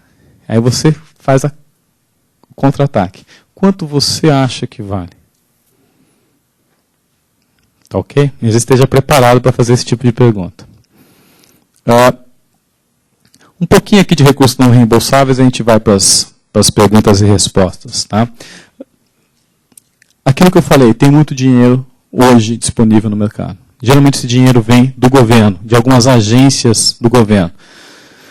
Vale a pena? Vale a pena. Ponto fraco. Tempo para você submeter o projeto e tempo para receber a aprovação e para esse recurso ser realmente liberado. Então, se você precisa do dinheiro para agora, para daqui 3 meses, para daqui 4 meses, não é a alternativa mais adequada, continua sendo sua tia. Tá ok? Se você está pensando agora no projeto que vai começar em meados do ano que vem, é agora que você tem que mandar projeto. Claro que tem alguns casos aqui que há editais em momentos específicos do ano. Mas tem outros casos que é fluxo contínuo. Você tem que aproveitar essa oportunidade. Tá? Aqui um resumo. Depois, na apresentação no site da Endeavor, vocês vão ter a possibilidade de ver, inclusive, esses itens aqui.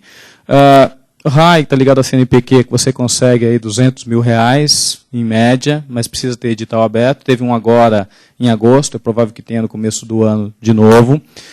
As FAPs, que são as Fundações de Amparo à Pesquisa nos Estados, e aqui no estado de São Paulo você tem FAPESP, e em outros estados você tem as fundações que fazem a mesma coisa, e aqui você pode conseguir até 600 e poucos mil reais para colocar no negócio em fase inicial. Mais importante de tudo, projeto inicial você não precisa nem ter a empresa aberta. Submete o projeto, se ele for aprovado, aí você abre a empresa. E aí você aloca recursos aí para fazer acontecer. E é bem interessante, te auxilia a estruturar, te auxilia com pessoas, pagando bolsa para pessoas, comprando equipamentos. Quanto você vai ficar devendo? Nada. Você vai ficar devendo o seguinte, vai ter que fazer uma grande empresa, ela vai crescer, vai gerar impostos e vai pagar a gente de volta. A gente, porque o dinheiro da FAPESP é dinheiro dos nossos impostos. É dinheiro público sendo colocado como risco em negócios que têm um potencial de crescer. Inovação brasileira? Não. É um modelo que funcionou muito nos Estados Unidos e tem funcionado há muito tempo, em alguns países europeus. E a FAPESP adaptou para a realidade brasileira há mais de 10 anos. Existe isso. Tá? FINEP. FINEP, recentemente, se vocês acompanham o mercado, devem ter percebido algumas notícias. A FINEP alocou muito dinheiro para a inovação tecnológica no Brasil, que é um gargalo de nosso país. E hoje você tem editais da FINEP para conseguir recursos acima de R$1 milhão como não reembolsáveis, não é financiamento. Dinheiro investido no seu negócio para fazer o negócio crescer. Você tem que competir com outras propostas para conseguir o recurso, nada mais do que justo.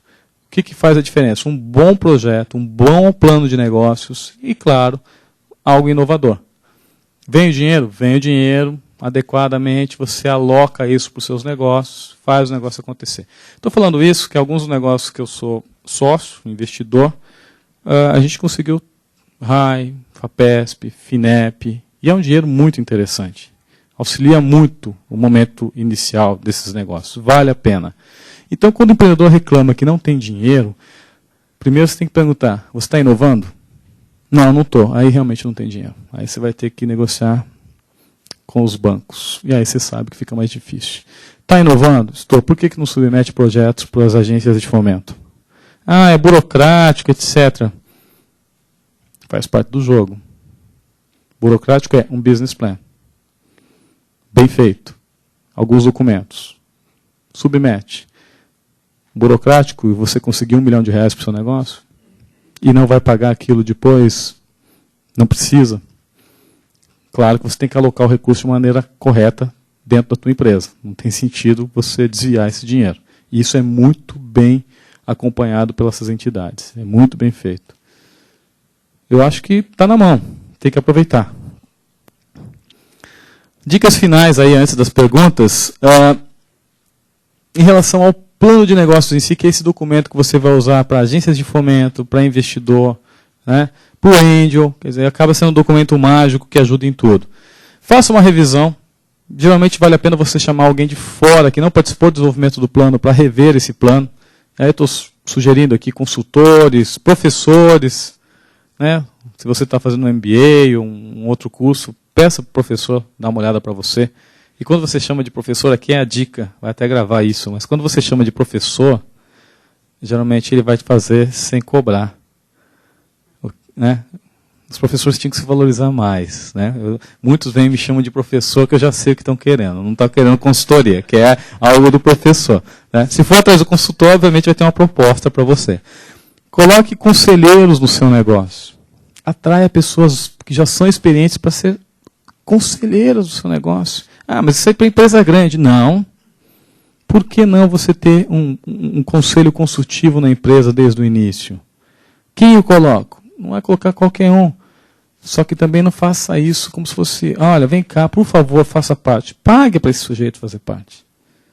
Isso ajuda muito, vai abrir portas, vai ajudar na gestão. Ah, eu não tenho recurso para pagar. Crie um modelo que possibilite você a pagar. Vou pagar lá no futuro com essas e essas condições, vou pagar com uma pequena participação.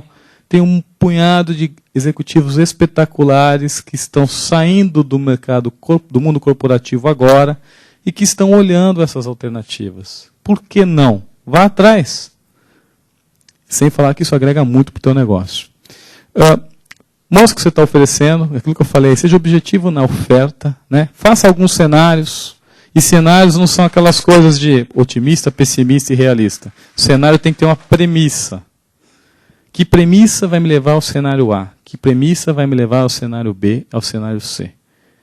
Premissas são as condições que levam o teu negócio a vender mais ou menos. Geralmente são informações de mercado, conjunturais, informações externas ao seu negócio ou internas, se você conseguiu implementar um bom modelo de negócio. Uma apresentação em PowerPoint aí de uns 12 slides, não precisa ser mais que isso, número mágico, 15 minutinhos, focadinha.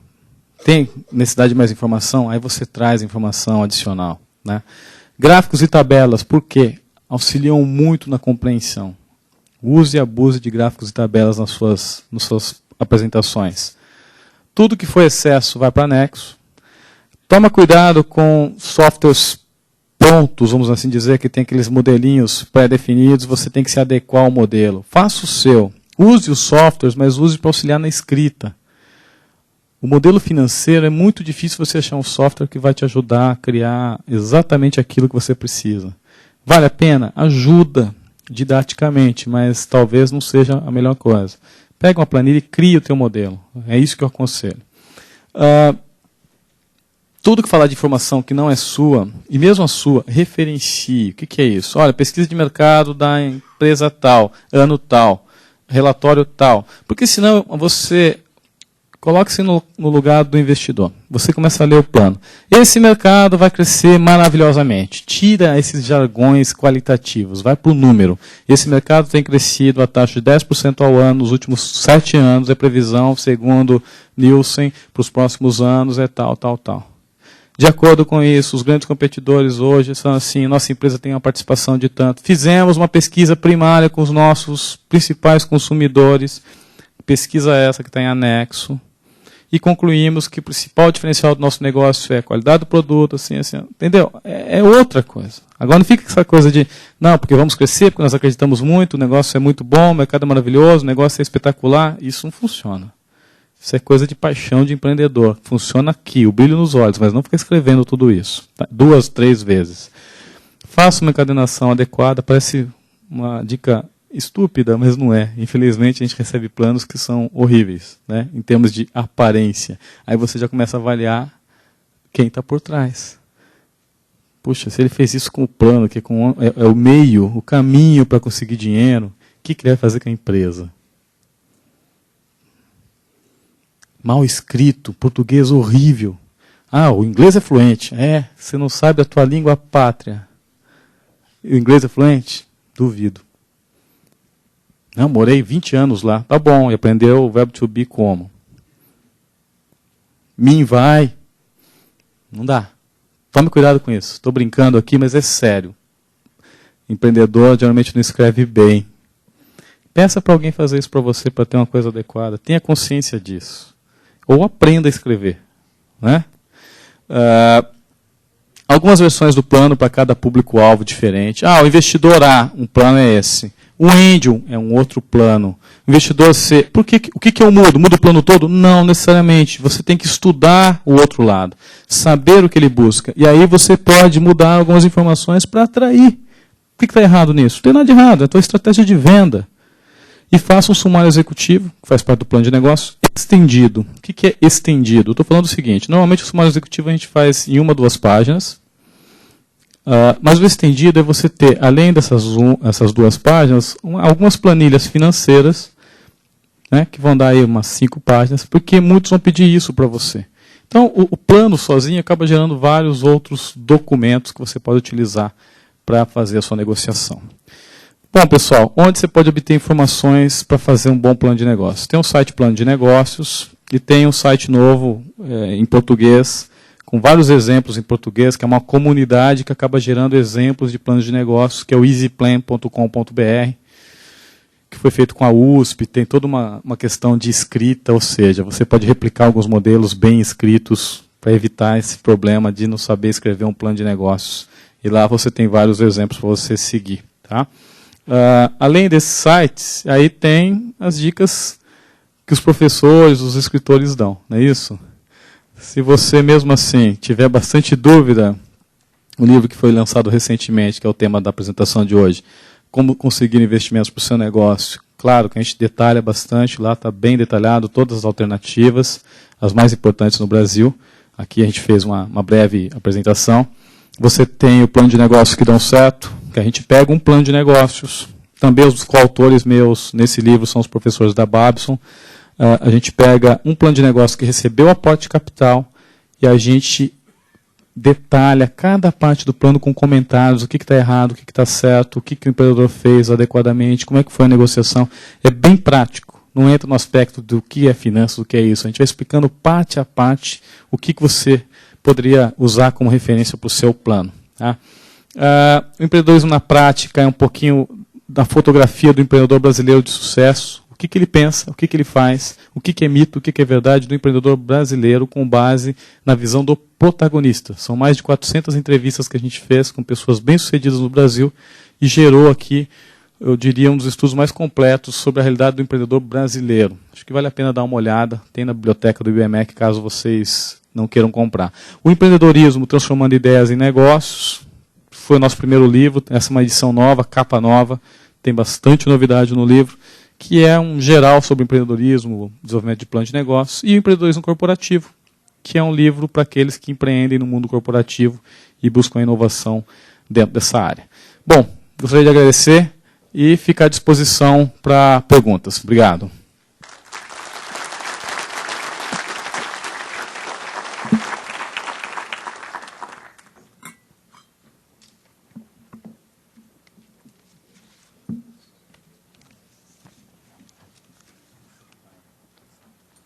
A gente vai começar com algumas perguntas da internet. E no final a gente vai sortear um presente do nosso apoiador solar.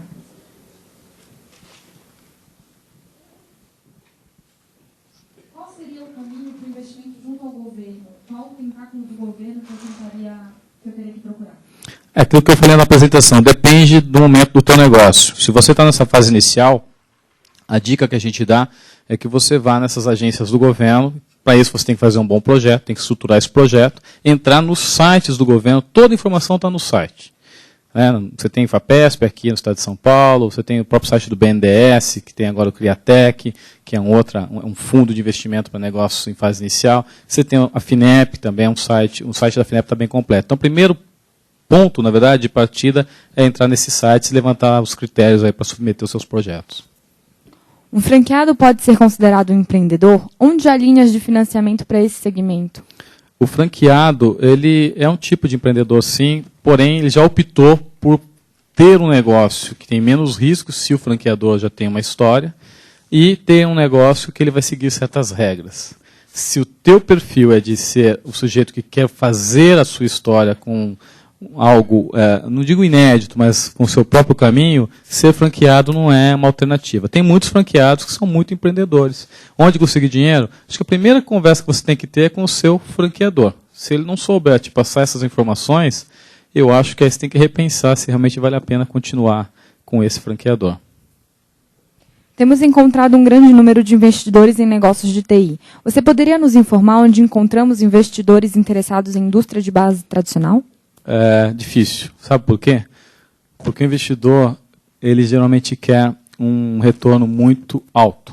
E as empresas que têm um potencial de retorno alto, geralmente são as de tecnologia, que podem crescer rapidamente. Base tradicional, investidores tradicionais, são aquelas pessoas que não acreditam muito nesses mercados. E aí é o seu network que vai te levar a esse tipo de negócio.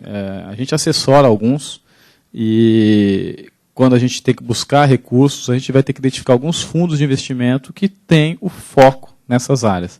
Mais uma vez, no site da Endeavor vocês têm uma relação de fundos de investimento e lá você começa a perceber qual é o foco do fundo. Isso é importante. Não adianta mandar o plano para todo mundo. Olha qual que realmente tem o teu perfil. Qual é a média de faturamento que uma empresa tem que comprovar para atrair o investidor? É aquilo que eu falei, na verdade, você tem vários estágios. Tem empresas que estão em estágio muito embrionário, 0, não tem nem a empresa ainda. E a partir de 3, 4 milhões de necessidade de aporte, você pode começar a falar com investidores. Mas se você não tem um piloto, não tem um histórico, fica difícil de comprovar que você pode fazer acontecer. Não existe média de faturamento. Depende do teu tipo de investidor. Não é isso que eu falei? Fale com as pessoas certas nos momentos certos. Tem investidor que está buscando negócio de alguns milhões. Entra no site do fundo, ele vai falar a partir de que patamar o negócio interessa. Não adianta mandar para ele um projeto de 1 milhão se ele fala que só analisa projeto de 30 milhões. Ele não vai nem olhar. Tá ok? Qual é o peso da pesquisa de mercado para o sucesso de um negócio? Eu acho que é essencial. Só em um caso a pesquisa de mercado talvez não mostre muita coisa. Naquele caso que eu falei para vocês, quando você tem algo tão inovador que o mercado não vai saber responder se aquilo realmente é adequado ou não. Mas isso é tão raro que eu diria, sempre que possível, faça uma pesquisa de mercado. Mais que a secundária, que é a pesquisa de informações que já estão disponíveis, faça uma primária, que é uma pesquisa específica para o teu mercado, para o teu negócio. Isso vai auxiliar muito nas premissas do teu business plan, do teu plano de negócios. Quais são os mercados que têm visto mais sucesso em inovação? Inovação tecnológica, não tenha dúvida que é o que a gente mais percebe, mas a inovação hoje é um tema que está em evidência no mundo corporativo, nas pequenas empresas. Quer dizer, o que é inovar? Você tem 2 espectros, a inovação mais simples, incremental, e a inovação mais descontínua, a inovação mais radical. Quer dizer, se você conseguir se diferenciar inovando, você vai estar à frente da concorrência. Como proteger a minha ideia quando a oportunidade identificada for única e inovadora e eu estiver preocupado com a divulgação dele para os potenciais investidores? É que todo empreendedor fica preocupado. Primeiro que ele acha que realmente a dele é única, inovadora e ninguém vai fazer algo melhor. Nada de errado. Você tem os meios para proteger a sua ideia.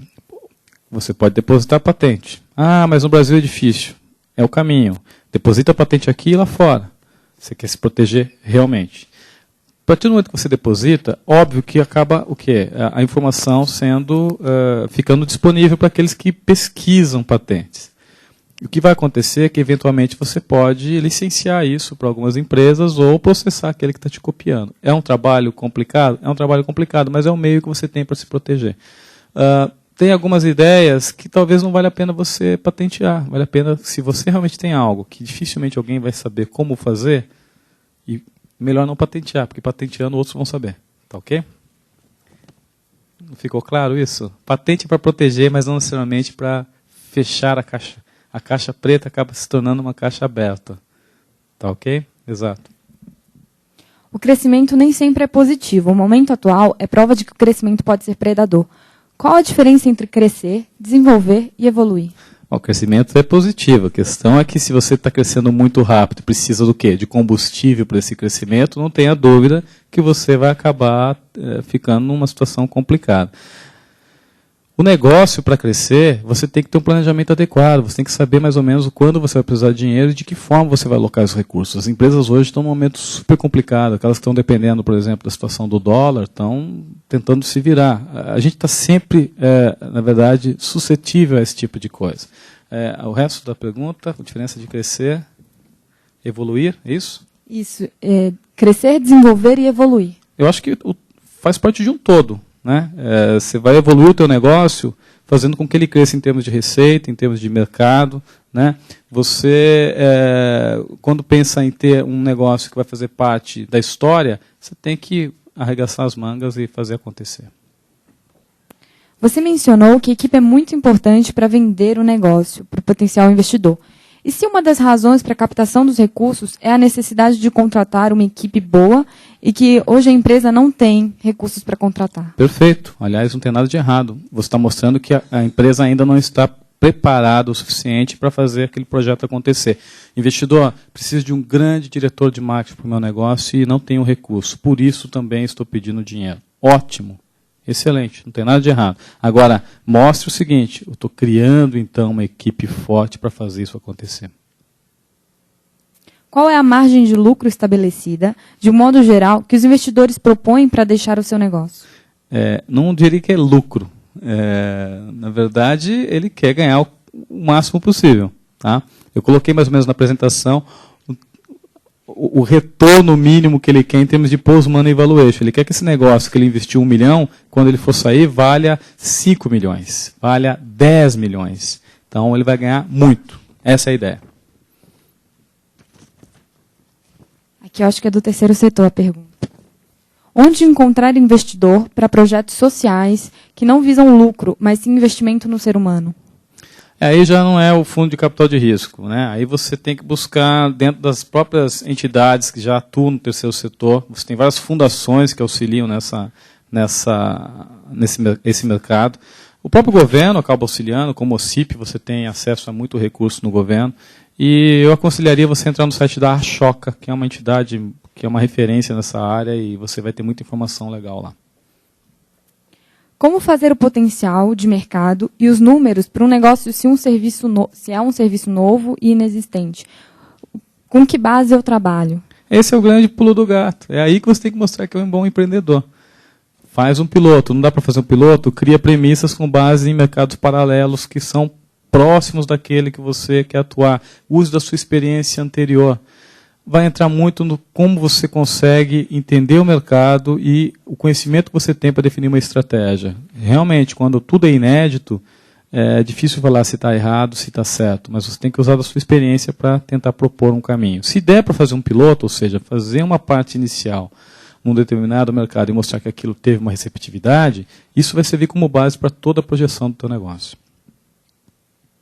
Qual a relação dos fundos de pensão no capital de risco do Brasil?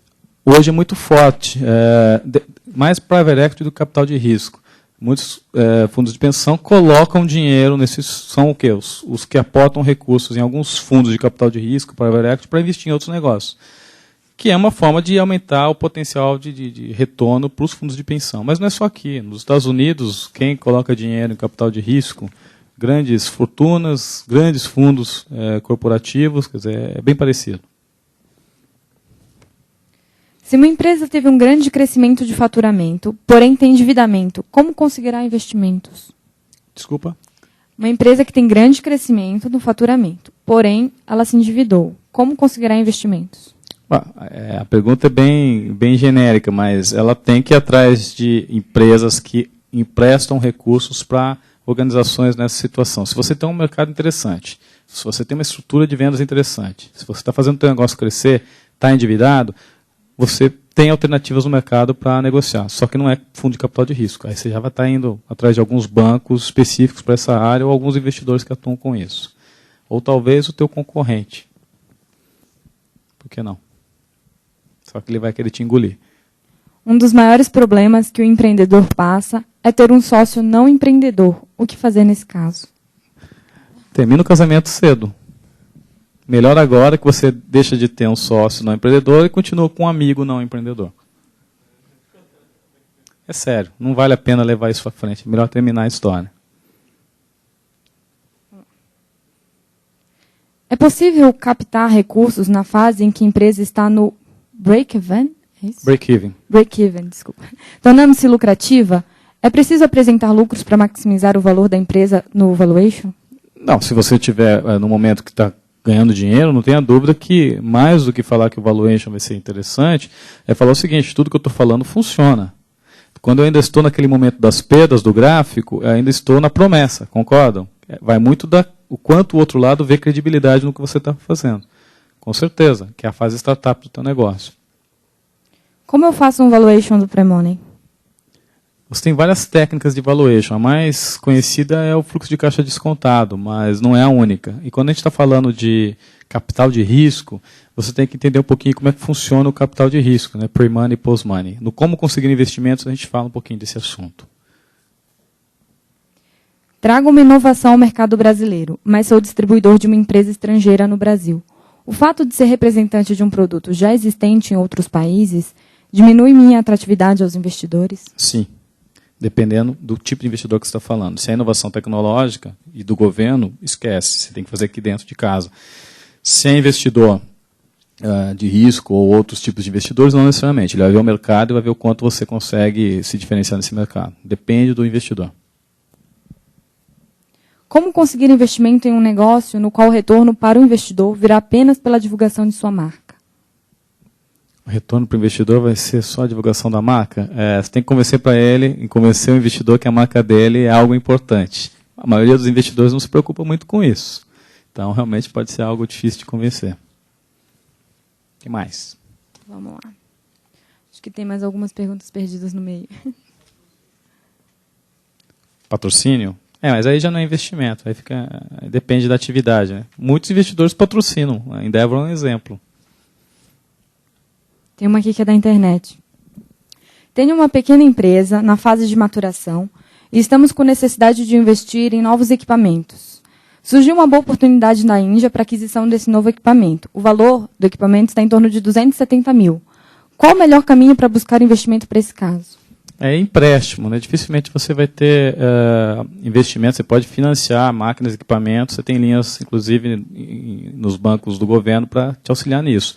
Se você estiver no Nordeste, você pode ir em algum banco de fomento do Nordeste que pode te auxiliar. Se estiver aqui na região Sul-Sudeste, tente ir atrás do BNDES, Banco do Brasil, ou mesmo a Caixa Federal para levantar mais informação. Agora, se é investidor, não é o equipamento em si, né? É o negócio. Ele não vai investir no equipamento. O investidor investe no negócio. O investidor não investe no produto, investe no negócio. Se é só um equipamento, é um financiamento, um leasing, alguma coisa nesse sentido.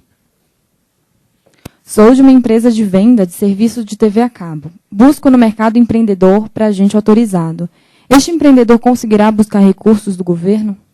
É difícil saber, né? Mas assim, se o teu negócio é inovador e você vai se diferenciar do que já existe aí, pode ser que sim. O que é inovação? Não é criar o aparelho que vai fazer a transmissão da TV a cabo. Pode ser inovação no modelo de negócio. Se você provar que você é inovador nesse sentido, por que não? É a inovação. Tá ok? Temos uma aqui. Como relacionar e conviver com sócios? É um mal necessário?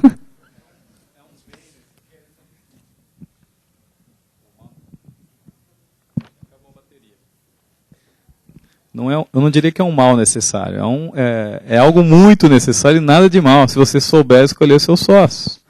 É engraçado, isso está difundido na cabeça do brasileiro, né? Sócio é algo ruim. Não é ruim. Só é ruim se você escolheu mal. E como você escolhe mal? Geralmente você escolhe um sócio, o primeiro erro é assim, o sócio é aquele que é amigo, é aquele que tem uma empatia com você, vocês gostam do mesmo assunto e às vezes tem características parecidas. Começou errado aí, porque ele não te complementa. Se ele não te complementa, não vai ser um bom sócio. O bom sócio não é necessariamente o melhor amigo. Claro que você quer ter uma relação adequada com ele. Não é aquele que sai com você para nos mesmos restaurantes ter os mesmos gostos que você tem. O bom sócio é aquele que complementa o que você não sabe fazer bem. Agora, para isso, você tem que ter consciência do que você não faz bem e o que ele faz bem. Sócio, então, entre aspas, é um mal necessário para aqueles que acham que isso é ruim. Eu acho que é muito positivo. Acho que é através deles que a coisa acontece. Eu estou aqui hoje falando com vocês e meus sócios estão tocando o negócio. Não é ótimo isso? Não pode fazer a empresa parar. Como... Quer usar o meu? Como avaliar o valor de uma empresa que já teve programa PAIP segunda fase já concluído? Tem que pegar o negócio e entender qual é o negócio, né? Está muito genérico. O programa PAP é um programa de fomento do governo, ele concluiu, provavelmente ele teve recursos alocados no negócio, e agora está no momento de ir para o mercado. Tem que conhecer o negócio, conhecer o mercado, conhecer a perspectiva de receita do negócio, quanto que ele vai ter realmente necessidade de investimento para falar o como avaliar. Tá? Poderia explicar mais as possibilidades do Angel se tornar um inimigo? Ele pode se tornar um inimigo porque, assim, se você quer um angel, porque você está olhando que o sujeito vai chegar para você, colocar dinheiro na tua empresa, de vez em quando, uma vez a cada 6 meses, vai bater um papo contigo, isso não existe. Ele vai falar o seguinte, está errado isso aqui. Coisa que ninguém falou para você até hoje. E você vai falar para ele, eu não concordo. Ele fala, mas eu acho que está errado. Não concordo, acho que está errado. Vai começar a arrumar o quê? Discussão. E ele vai fazer. E como deve ser. Agora, não significa que ele está certo. Você tem que argumentar, mostrando eventualmente que ele está errado. E vai se tornar inimigo se você não tiver receptivo aos, na verdade, não diria ingerências, né? Às sugestões do Angel. E o Angel vai fazer sugestões, o dinheiro dele está em jogo. Harvard divulga um modelo para avaliação e correção de BIP, eu acho que é Business Plan. O Discovery Drive Planning. O que você acha desse modelo? A Harvard tem vários modelos interessantes que você pode usar como referência, mas, sendo sincero, você tem que pegar o teu negócio, analisar o teu negócio, aplica várias técnicas de valoração do negócio ou de valuation. Com base nisso, você conversa com alguns consultores, não é consultoria. Apresenta, fala, o que você acha, está coerente isso, não está? Ele vai falar, olha, nesse mercado aqui eu acho que esse modelo não se aplica por causa de tal inconsistência. Tá? Pegar software pronto e aplicar na íntegra, do jeito que ele sugere, você está cometendo um erro. Qual é o erro? Você está acreditando no software e não está sabendo o que está por trás. Tem que tomar cuidado com isso. Tá ok? Oi? Acho que essa é a última pergunta. Tem mais uma. Quando seu modelo de negócio é desenvolver um produto que será comercializado por outra empresa parceira, quem é o seu cliente? A empresa que irá produzir e comercializar ou o usuário final do produto? Você tem que se preocupar com as duas coisas. Claro que você tem o cliente imediato e o cliente final. O problema é quando você tem um intermediário no processo, qual é o teu risco? Se esse intermediário crescer mais que você, ele vai deter a grande riqueza desse negócio. Tem que tomar cuidado com isso. Tá? O que você faz para ter um diferencial? Por outro lado, a partir do momento que você fez uma relação de parceria e ambos cresceram, você também não vai definir que agora vai atender diretamente o consumidor final e matar aquele parceiro que vai arrumar briga. Né? Você tem que buscar o quê? Alternativas para isso. Estou atendendo um cliente hoje que fatura os seus 25, quase 30 milhões ano e 75% dessa receita vem de um representante. É arriscado? Não tenha dúvida. É uma relação que sempre foi interessante, sempre foi, mas tem que estar monitorando. Tá? Eu estou entrando num outro aspecto da pergunta. O cliente são os dois, o cliente final e o teu cliente ali imediato. Qual a definição de inovação tecnológica para fins de investimento de órgãos e instituições do seu negócio? Um diferencial usando uma tecnologia, que a tecnologia pode estar em várias áreas, de informática, biotecnologia, pode ser a área de saúde, quer dizer, você tenha descoberto algo que vai proporcionar um produto tecnologicamente diferenciado do que já existe no mercado. Então, pode ser muita coisa que vem da academia, de pesquisa, e que naquele momento ainda está em fase de protótipo, e quando você transfere para a iniciativa privada, essa transferência de tecnologia gera um produto com um diferencial em relação ao que já existe. Melhor em desempenho, pode ser melhor em custo ou em preço final, quer dizer, você tem que ter alguns argumentos que mostrem o porquê que aquilo é inovador. Não é só porque é muito mais bonito, ou pode ser um design, também isso pode ser uma inovação diferente, que é o que o nosso amigo da Apple faz bem. Você intermedia a captação de investimento? Que palavra feia, né? Intermediar a captação de investimento. A gente tem a Investinova, que é uma aceleradora de negócios. A gente tem um grupo de investidores que acabam fazendo parte do nosso network, e hoje tem muita gente que se interessa. Pessoas que querem investir 500 mil, 1 milhão, 10 milhões, 30 milhões, estão lá.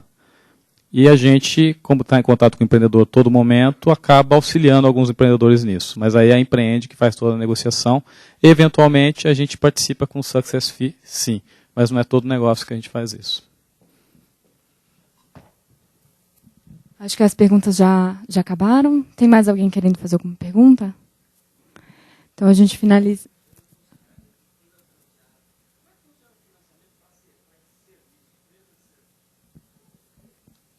É a mesma analogia. O problema é que é mais difícil de você explicar em serviços o que você está inovando. Por isso que eu falo do modelo de negócios. Às vezes você pode construir um modelo no papel e mostrar o porquê que você está fazendo diferente do que existe no mercado. E é nesse modelo de gestão que você está inovando. É isso que você tem que provar. Por isso que o documento acaba sendo algo muito forte para fazer isso acontecer. Só para, pessoal, além dos livros, entrem no site, no José Dornelas, tem bastante artigo a respeito dos assuntos, comentem, coloquem suas sugestões. E quem participou hoje aqui, tanto da apresentação aqui no auditório como na internet, façam comentários que eu vou sortear um jogo de empreendedorismo para aqueles comentários que eu considerar mais interessantes. Bem subjetiva a análise, né? Bom, nós também vamos presentear a nossa plateia. A gente vai sortear agora um presente do nosso apoiador São Marcas. Aí eu peço que você escolha o número entre 0 e 452. 13. Alexandre de Souza Maia. Parabéns, você ganhou um presente da São Marcas. Bom, a gente fica por aqui. Brigadão, Dornelas. Foi um prazer recebê-lo. Obrigado.